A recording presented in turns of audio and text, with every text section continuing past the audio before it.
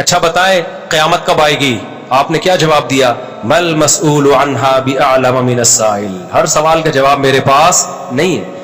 فرمایا جس سے پوچھا جا رہا ہے اس کو پوچھنے والے سے زیادہ معلومات نہیں ہے، یعنی نبی نے بتا دیا مجھے پتا ہے کہ تمہیں بھی نہیں پتا ہے کہ کب آئے گی، مجھے بھی نہیں پتا ہے اور تمہیں بھی نہیں پتا ہے۔ پھر جبریل نے کہا کہ یا رسول اللہ علامتیں بتائیں قیامت کی، یہ تو نہیں پتا کب آئے گی، کچھ علامتیں تو ہوں گی، آپ نے علامتیں بتائی ہیں۔ ہمارے نبی نے قیامت کی علامتیں بتائی ہیں، قیامت کا ٹائم نہیں بتایا۔ اس میں ایک بڑی علامت کیا بتائی؟ ان تلد الامۃ ربتها، باندی اپنے آقا کو جنے گی۔ سب سے زیادہ نبی کا مذاق اڑایا جاتا اس نظریے پہ کہ ہم مرنے کے بعد دوبارہ زندہ ہوں گے۔ اس نظریے پہ جتنا مذاق اڑایا گیا ہے نا اسلام کا اور پیغمبر اسلام صلی اللہ علیہ وسلم کا، اتنا مذاق کسی اور عقیدے پہ بولو نہیں اڑایا گیا۔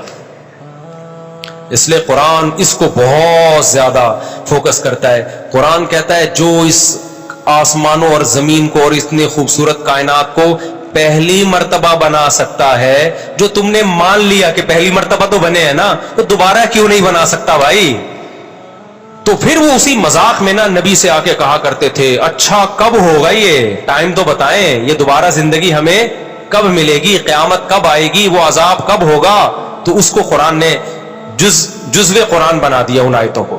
سأل سائل بعذاب واقع، اے نبی آپ سے ایک پوچھنے والا آ کے پوچھتا ہے مذاق اڑانے کی نیت سے، وہ عذاب کب واقع ہوگا جو واقع آپ کے خیال میں واقع ہونے والا ہے، بتا دینا، ٹائم بتا دینا۔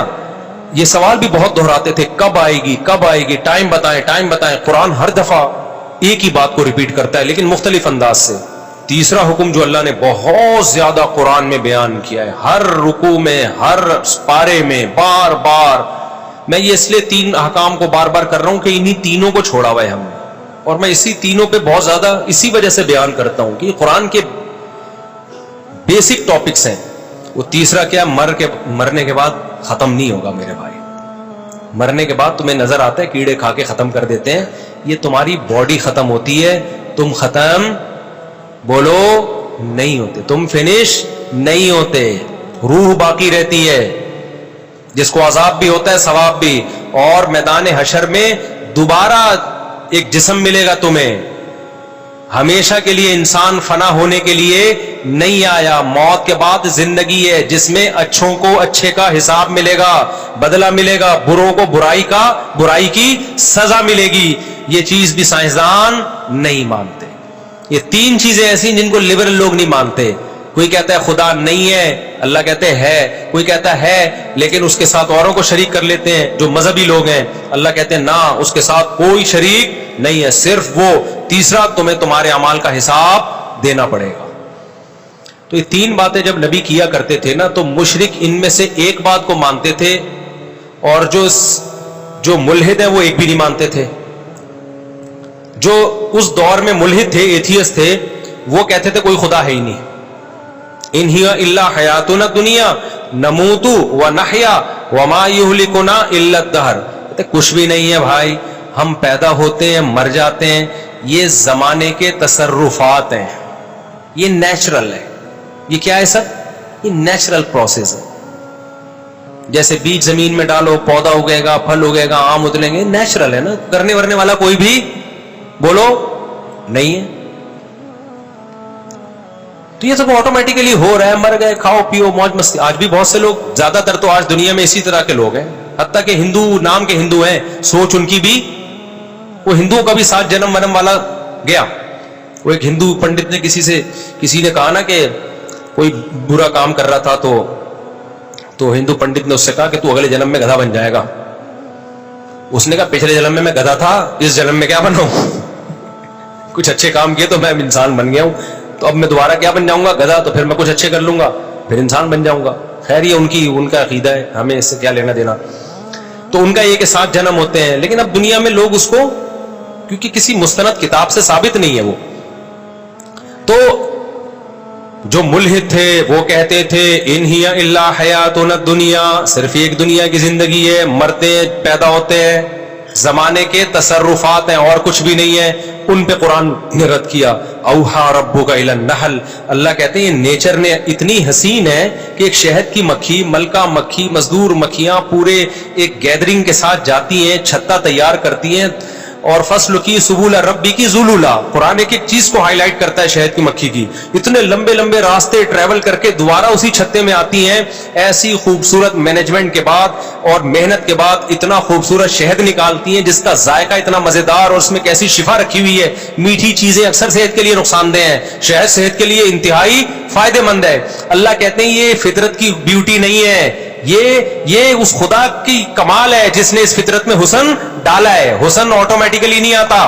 کبھی دیکھا دلہن بیٹھے بیٹھے تیار ہو گئی، بیوٹی پارلر جائے گی 2 گھنٹے ڈسٹمپر کے ڈبے خالی ہوں گے. تو یہ ٹاپک قرآن نے بہت زیادہ بیان کیا ہے کہ اگر یہ آٹومیٹیکلی ہوتا. آج میں جو سورہ فرقان ہے نا، سورہ فرقان پڑھ رہا تھا، هو الذی خلق من الماء بشرا فجعله نسبا وصہرا. یہ آیت مجھے بڑی پیاری لگتی ہے، بڑا مزہ آتا ہے اس کو پڑھنے میں. سورہ فرقان پڑھا کرو، بہت مزہ آئے گا. تبارک الذی نزل الفرقان علی عبدہ لیکون للعالمین نذیرا. ایسے انداز سے شروع ہوتی ہے نا، ایسا انداز ہے شروع میں انسان کو ہلا دیتی ہے. بہت برکت والی ہے وہ ذات جس نے اپنے ایک بندے پر الفرقان، حق اور باطل میں دودھ کا دودھ اور پانی کی طرح فرق کرنے والی کتاب پیدا کی ہے. کانسیپٹ کو کلیئر کرنے والی کتاب پیدا کی، الفرقان. لیکون للعالمین نذیرا، تاکہ وہ ایک یتیم پیغمبر، یتیم محمد صلی اللہ علیہ وسلم سارے جہانوں کے سارے انسانوں کو اللہ کے خوف اور اللہ کے عذاب سے ڈرا دے. کیا ڈرائے؟ کہ تم سب آزاد نہیں ہو، تم میں ہر شخص سے اپنے اعمال کا حساب دینا پڑے گا. اس پیغام کو لے کے محمد صلی اللہ علیہ وسلم مکہ میں آئے، اور ایک یتیم پہ اللہ کہتے ہیں ہم نے قرآن اس لیے نازل کیا تاکہ یہ یتیم ساری دنیا کے سارے انسانوں کو بتا دے کہ مرنے کے بعد ختم نہیں ہونا، مرنے کے بعد حساب و کتاب دینا ہے. کیا جلال ہے یار اس ایک آیت میں. اور نازل کب ہو رہی ہے؟ مکہ میں، جب 4 آدمی بھی مسلمان نہیں ہوئے تھے. اور ایسے یتیم پہ نازل ہو رہی ہے جو نہ لکھنا جانتے اور نہ پڑھنا جانتے. کیا کانفیڈنس ہے یار، کیا کانفیڈنس ہے. اگر کوئی اس وقت ہوتا وہ کہتا بھائی تمام جہان آپ ایک مکہ میں یتیم، کوئی جانتا آپ کو ہے نہیں، قافلے یہاں سے نہیں گزرتے، نہ پانی ہے نہ گھاس ہے، اور بات کیا کر رہے ہو ساری دنیا کے سارے انسان. اللہ کہتے ہیں وہ برکت والی ذات ہے جس نے قرآن کو نازل کیا. اس قرآن کے ذریعے ہی پھیلا دے گا اللہ، اور آج پھیلا دیا نا پوری دنیا میں. دنیا میں کوئی ایک چپا ایسا نہیں ہے جہاں قرآن پڑھا نہ جاتا ہو. دنیا میں سب سے زیادہ نام اللہ کا لیا جاتا ہے. اذانیں دیکھو پوری دنیا میں پھیل چکی ہیں. تو اسی سورہ فرقان میں اللہ کہتا ہے خلق من الماء بشرا. اللہ کہتے ہیں تمہیں اللہ کی قدرت سمجھ میں نہیں آتی. ایک غلیظ پانی سے انسان کو بنایا میں نے، اس پانی کو دیکھو، اور بنا کے کیا فجعلہ نسبا وصہرا. اس کو 2 خاندان دے دیے، ددیال نلیال، اور بلوغت کے بعد ایک خاندان دے دیا سسرال. اتنی بڑی عزت دے دی اس کو، خاندانوں میں پیدا کیا. اس کی خوشی پہ ددیال نلیال بھی خوش ہوتا ہے، سسرال بھی خوش ہوتا ہے. اس کے رونے پہ ددیال نلیال بھی روتا ہے اور سسرال بھی روتا ہے. ایک پانی کو اتنی عزت آٹومیٹیکلی اب بولتی بند نہیں مل سکتی. لوگ کہتے ہیں نا بولو نہ بولا نہیں بولا کرو. آپ خود ہی بول لیا کریں تاکہ میں بولو نہ نہیں بولا کروں.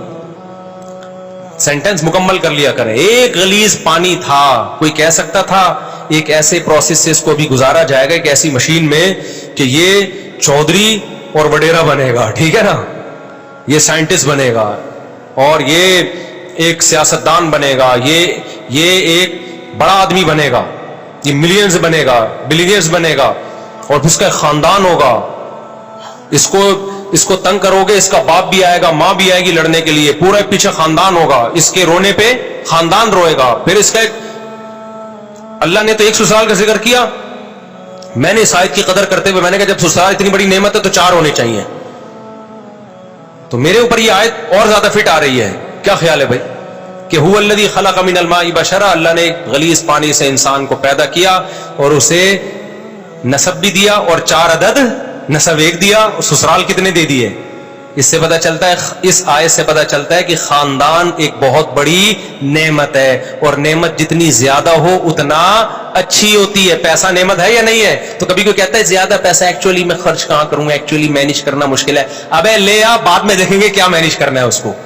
تو اولاد بھی نعمت ہے. یہب لمن یشاء اناثا, اللہ کہتے ہیں گفٹ کرتا ہوں بیٹے بیٹیاں, آنے دے, آنے کے بعد کرنا ہے کہ کرنا کیا ہے ان کا, آنے میں نہیں روکنا ان کو کہ گفٹ کم لینے ہم نے, گفٹ تو جتنے زیادہ آ جائیں, اس کے بعد پھر ان کا کرنا کیا ہے. تو بچے پیدا ہونے سے مت روکو, ہونے کے بعد پھر پلاننگ کرو. مسئلہ یہ نہیں ہے, بچے جو بگڑتے ہیں نا اس لیے نہیں کہ زیادہ ہے, اس لیے کہ پیدا ہونے کے بعد بھی نہیں سوچ رہے ہوتے ان کو بنانا کیا ہے ہم نے. وہ تو ایک بھی بگڑ جائے گا, پھر تمہارا بچہ پیدا ہوا تم قیامت تک سوچتے رہو گے کرنا کیا ہے اس کو, تو چور بن جائے گا آٹومیٹیکلی, ڈاکو بن جائے گا. تو جو بگڑنا ہوگا تو ایک بھی بگڑے گا. اگر پلاننگ کر کے پیدا کرنے میں پلاننگ نہیں کرو, پیدا تو اللہ کی طرف سے گفٹ ہے, جتنا ہو اچھا ہے, لیکن جو پیدا ہوتے جائے اسی وقت ان کو انسان کا بچہ بنانے کی فکر بولو کرتے چلے جاؤ, کہ بگڑے نہیں ہے. ایسا نہیں تو چرسی میں بیٹھ رہا ہے, ایک بچہ بھی چرسی میں بیٹھے گا تو چرسی بنے گا, 18 بچے بھی اگر بھائی انسانوں میں بیٹھیں گے تو کیا بنیں گے, انسان کے بچے بنیں گے. فیملی پلاننگ والوں نے تو بچے ہی روک دیا نا. تو نسبا و صہرا, قرآن کہتا ہے سسرال والا بنایا, تو سسرال بھی جتنے زیادہ ہوں اتنے کیا ہیں, اور نعمت ہے سسرال. آپ کسی, یہ تو ہم مذاق کرتے رہتے ہیں, مذاق اڑاتے رہتے ہیں سسرال کا, دل بھی چاہتا ہے لیکن اب کیا کریں, مجبور ہے. لیکن ویسے کتنی عزت ہوتی ہے جب آپ کا ان کے گھر رشتہ نہ ہوا ہو, آپ جاؤ, کوئی عزت دیتا ہے؟ جہاں آپ کی بات ابھی شادی بھی نہیں ہوئی, صرف رشتہ طے ہو گیا ہے, بھائی دولہا بھائی آئے ہیں, بھائی ان کا سموسے کا پوچھو, ایسا نہ ہو برا لگ جائے. آپ کو پتا ہے ادھر برا, ادھر اس کو ٹینشن دی, پارسل کدھر کرے گا, یہ بہن پہ جا کے پارسل کرے گا. یہ سسر کو پتا ہوتا ہے داماد کو ذرا سا ٹارچر کیا, میرے سامنے تو کچھ نہیں بولے گا, یہ پارسل کدھر کرے گا, بیٹی پہ جا کے غصہ نکالے گا. کیسی رسپیکٹ مل رہی ہوتی ہے دامادوں کو, کیا خیال ہے بھائی, بیٹھیے آپ آئیے, ورنہ کون گھسنے دیتا ہے یار. اجنبی لڑکی ہوتی تو عزت دار لوگ تھوڑی گھسنے دیں, بےغیرت تو آتے ہیں, آجا بھائی لیٹ کیوں آیا تو, کب سے انتظار کر رہی ہے. بوائے فرینڈ جو ہوگا نا تو اس میں تو ابا آج کل پریشان ہوتے ہیں جن میں غیرت ہی نہیں ہوتی. تو قرآن کیا کہہ رہا ہے بھائی, یہ اس ٹاپک, یہ قرآن کہہ رہا ہے یہ آٹومیٹیکلی یہ ممکن کہ پانی کو اتنی عزت مل جائے, اس کے دنیا میں آنے سے پہلے اس کے خاندانوں کا انتظام ہو جائے, بلوغت کے بعد بھی انتظام ہو. یہ اگر آٹومیٹیکلی ہو رہا ہوتا تو اس کائنات میں اتنی بیوٹی, اتنا حسن نہیں ہوتا اس کائنات. یہی وجہ ہے کہ جو قرآن کے منکر ہیں وہ اس بیوٹی سے محروم. ان کے ہاں نہ سسرال ہوتا ہے نہ ددیال ہوتا ہے, ایک ننیال میں ایک عدد اماں رہ گئی ہے بس خالی ان کی, اور اس سے وہ جان چھڑا نہیں سکتے. ورنہ گورے کا بس چلے تو وداؤٹ اماں بچے پیدا ہوں, کلوننگ کے ذریعے, ٹیسٹ ٹیوب کے ذریعے, اماں کے رشتے سے بھی کٹا دے, بولو ریاست کے غلام بن کے رہو, بس تم اسٹیٹ کے غلام بنو, ٹیکس ٹائم پہ دے دیا کرو. وہ مجبور ہے, اماں سنگل مدر, سارا ان کا نہ ان کے یہاں سسرال ہوتے ہیں, نہ سالے ہوتے ہیں, نہ سالیاں ہوتی ہیں, نہ کزن ہیں, نہ سب سیٹ اپ آہستہ آہستہ کیا ہو گیا, ختم. کیوں؟ اللہ کی آیتوں کا انکار کیا. تو اللہ نے خاندانوں کی جو محبتیں تھیں وہ چھین کے اس کے بدلے میں ان کو کتے پکڑا دی اللہ نے, کہ ان کتوں سے دل لگاؤ. فرانس میں بھی کتے پالے جاتے ہیں. میرا ویزا ریجیکٹ ہوا اس چکر میں یورپ کا. انہوں نے کہا ہمارا مذاق اڑاتا ہے. میں نے کہا مذاق نہیں اڑا رہا بھائی, آپ تو کتے پالتے ہیں, ماشاءاللہ کتنے اچھے لوگ ہیں آپ لوگ, کتے پالتے ہیں. ہمارے کتوں کا حال دیکھو. ابھی ایک واقعہ سناؤں, کتے پہ بڑا زبردست واقعہ ہے. اتنے کتے ہو گئے نا, اللہ کے KMC والوں کو بہت جزائے خیر دے, کچھ رپورٹیں آئی ہیں انہوں نے کتے مارنا شروع کیے ہیں. ہوا یہ کہ کل ایک داڑھی والے صاحب آئے, داڑھی ان کی, تسبیح ہاتھ میں, یہی ہمارے دوست ہیں, اور ٹوپی ماشاءاللہ, بڑا پرنور چہرہ. مجھے کہتے ہیں مفتی صاحب مجھے ایک مسئلہ بتائیں. میں نے کہا کیا ہو گیا؟ کہتے ہیں یار وہ ایک کتا مر رہا تھا اور بالآخر اس نے دم توڑ دیا. تو KMC کی گاڑی مجھے نظر آئی. میں نے کہا یہ آپ لوگوں نے میں سے کسی نے مارا ہے؟ اس نے کہا ہاں. کہتے ہیں میں نے کہا بہت شکریہ آپ کا, اللہ جزائے خیر دے یار, یہ تو کتے بہت کاٹ رہے تھے انسانوں کو, تو شکر ہے آپ نے کچھ کنٹرول کیا. ایک نقاب میں خاتون ڈرائیونگ کرتے ہوئے نا گاڑی کہتے ہیں میرے قریب آ کے رکی. انہوں نے میری بات کہتے ہیں سن لی. انہوں نے کہا کہ یہ آپ کہہ رہے ہیں کتا مارنے کے بارے میں؟ میں نے کہا جی. میں نے کہا یہ آپ کو خوشی ہوئی ہے کتے کو اس طرح سے مارا گیا اور یہ مر گیا, یعنی زہر وہر کچھ کھلایا ہو؟ جی مجھے خوشی ہوئی ہے.